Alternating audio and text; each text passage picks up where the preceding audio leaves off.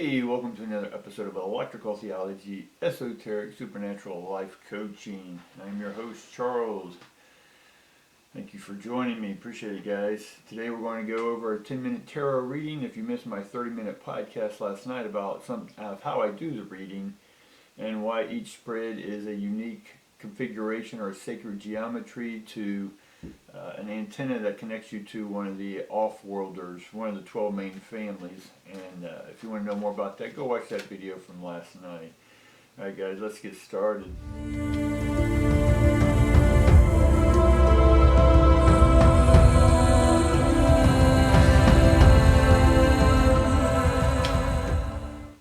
We get 6th chakra, Archangel Metatron. Right. Then we get a cornucopia. And then we get the Angel of Strength upside down. So we get the cornucopia, which is sort of just a hodgepodge of everything. And then we get the Angel of Strength, right, which is in reverse. Cornucopia is upright. So let's go ahead and get into finding out what it is and why it is our 6th chakra, which is our third eye. Why is that one upside down? Right, this is in one sense in the past, or we can talk about the 3 families, the 3rd family, but let's just get into why it is the 6th chakra. And then Metatron is normally God's voice, or it's the speaker for God's voice. Much like a press secretary for the president, right? And right off the bat we get 2 of Swords in the reverse, so there's a situation where, because the 6th chakra is upside down, which is sort of, we'll say it's turned off or in reverse, and then 2 of Swords, which is peace normally, or coming to some agreement, is also upside down. So we're not having an agreement with our 6th chakra. So what does that mean simply? It means that we're not opening up our third eye. So then we get the 4 of Swords, which is perfection, and that's also in reverse. So are we trying to be perfect in how we do everything going forward? If you are, then you're in a mindset that may be trying to compensate for thinking that you're not perfect, right? None of us are perfect. No one on this plane is perfect. And you have to eliminate the whole perfect and imperfect thing. We're just beings unfolding moments, right? There's no perfect way or unimperfect way. I don't know if that's a word. If there's a imperfect way to unfold. So if you eliminate that dichotomy, that opposite, right? Because that's an inner battle within you. Anytime you have these opposites, it's an internal battle, right? So let's keep going. We get the Mother of Stones, which is Pentacles, because life in one sense isn't a mystery, right? With a mystery, there's a solving of the crime, if you will. There's a puzzle piece missing that you find and put in, and everything's complete. Again, we're going with this mindset that we're here to complete something. Well, there's nothing to complete other than you come here, you're born, you live, you die, right? In the carnal sense, right? And in between you have some fun. But there's no big mystery to this life. You're here and then you're gone. There's no puzzle piece to put in. I know that may sound nihilistic in one sense. So, you may say, well, what's the point to it all? Well, it's what you're doing with the time or the space you have. Right? Are you having fun? Right? There's no accomplishment to be sad, happy, glad. It's just you're being these things, and are you being with these things? Right? Let's keep going. And then we get the Ace of Swords. There it is, the cognition, right? Ace of Swords, right? It's like a crown in one sense. You've crowned yourself in understanding that there's no answer you're ever going to get to this life. Now, we can get answers, oh, does that person like me? We'll go up and ask them, right? Why waste time thinking they do or don't? Just go up and say, hey, do you like me? And if they say, well, yeah, sort of. All right, great. You want to keep going forward with this or not? So the more sort of direct you are with your life, the more direction you're going to have with your life. The more you sit back and worry about, are you perfect for this person? Are you perfect for this job? Are you perfect? No, you're just going, I'm trying to get y'all to understand you just have to be you, right? And then we get the magician. And again, the magician's in the reverse. So where is it you're not being your magical self? Magic is magi. Magi is just presenting what you know to others, right?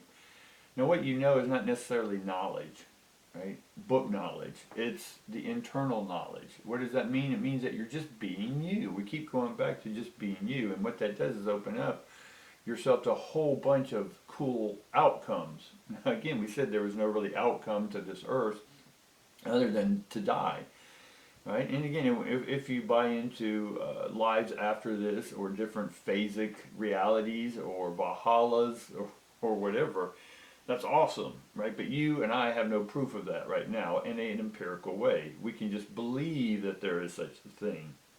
But until we know otherwise, it's about having fun, about being yourself, right? About exploring everything that this life has to offer, right? And then offer yourself, right, to this world, right? Not as a sacrifice, not as a virgin, not as a anything debilitating. No, you offer yourself to be the best example you can be as a individual being, a sovereign being. Alright, and then we get Seven of Stones. So the thinking process you have going on right now, is it working for you, or is it not working for you? Presenting who you are uniquely has power behind it, because there's no filters in one sense to restrict, or resistors to restrict you being you, unapologetically, as we say. Now, what's sort of stopping all this? We get the Father of Swords over here, right? And it's normally Father of Swords is someone who has conquered intelligence, right? Whatever kind of intelligence you want, emotional intelligence, street intelligence, psychological intelligence, whatever this intelligence is for you. And right next to that we get the Son of Cups, which the Son of Cups is sort of being entrusted, right, to see if they're going to work out in the court. Can they hold secrets, right? Now, what do I mean with secrets? It means that if you're opening up to someone, like we're seeing here, is you being yourself and saying, hey, you know, we're skirting around, and I'm not sure if you like me or not, but I'm just going to come out and ask you, do you like me? And then you know, and that person has to, you know, not has to, but it may put them on the spot, and if they're honest and open like you, then they're going to say, yeah, you know, I'm not sure if I do or don't, we need to hang out some more, whatever. But the more open and honest you are with your talk, with your communication, swords represent communication, the more mature you are with your communication, right? The more, when I say direct, it's not a pushy energy, it's just you not hiding behind your insecurities of imperfection, right? So let's see what else we get. We get the Wheel of Fortune upright, and then we get the Seven of Cups, right? So maybe you have this illusion of success that you're after, right? You're like, okay, I want this. And are you looking at this illusion of success, or the success that you're after? Is it, when you finally have it, are you going to feel fulfilled? And if you're not going to be fulfilled, then it was just an illusion.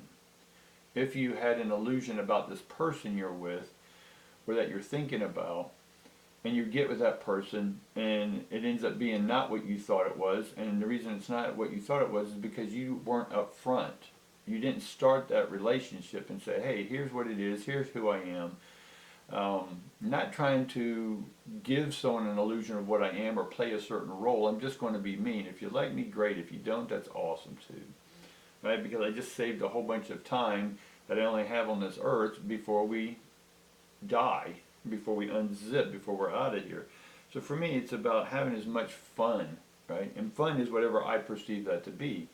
And if I have a perception of fun, then I want other people who are also on that same wavelength to have fun, right? Now we get the Wheel of Fortune, which is destiny, in one sense, right? But it's not. Nothing's fated, other than death. Right? So we sort of, the Jupiter energy, not to get into that or get into Scorpio energy with the cups or any of this type stuff, but we're coming into a time where the planets are readjusting, and again, we can blame planets, but what I'm seeing going forward, and I'll do a podcast on this later, is that we are coming into an opening, right? A door has opened, we've already walked through it in January, February, we're dealing with adjusting to opening that door, and March is going to then have you stepping up, right? With your perfect self gone, your illusion of success gone, your directness open.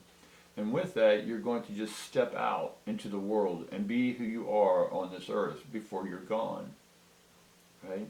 And with that, it frees you up, right, for the awesomeness of the cornucopia of what this life has to offer you. Do you want to spend another 20, 30, 40 years moping, whining, depressed, taking 50 million pills? Or do you want to get out here, right? People, when they get into trouble, it's because they're bored, plain and simple, right? They aren't living up to their own expectation. And so they start doing wild and crazy things with their body and hair and all that. I'm not judging these people. But if you work someone, if they were involved in something meaningful, right, and they wake up every moment living this dream, if you will, they are then productive within themselves, and then they can produce more energy, more love, more success, right? But when people get into trouble, it's because they're bored. They're like, you know what, I'm bored, let's go do something. And then they get into trouble, right? If they had a mission, if they were able to open up to themselves and say, you know what, I wanted to be on here on this earth, and I want to spend my time with value. And so you start being valuable. Right? You start looking at your internal value, and then you start looking for things in this life, or attracting things in this life that are also valuable. All right, guys, that's what I got for you today. Hopefully this gave you some insight into yourself or other people around you. It may not be for you at all, but if it is, then go ahead and let's contemplate that some. If you liked it, share it with other people. If you think it's going to help them, that maybe you know a friend's going through something, and you're like, oh my God, that's my friend. I got to show them this. Then go ahead and share this with them, right? As well as you're sharing yourself with something you learned, right? And then y'all get to share together about something you learned, right? So I appreciate each and every one of you for joining me. All right. So peace, love, and all that good stuff, guys. I love each and every one of you, and look forward to seeing you again. Bye.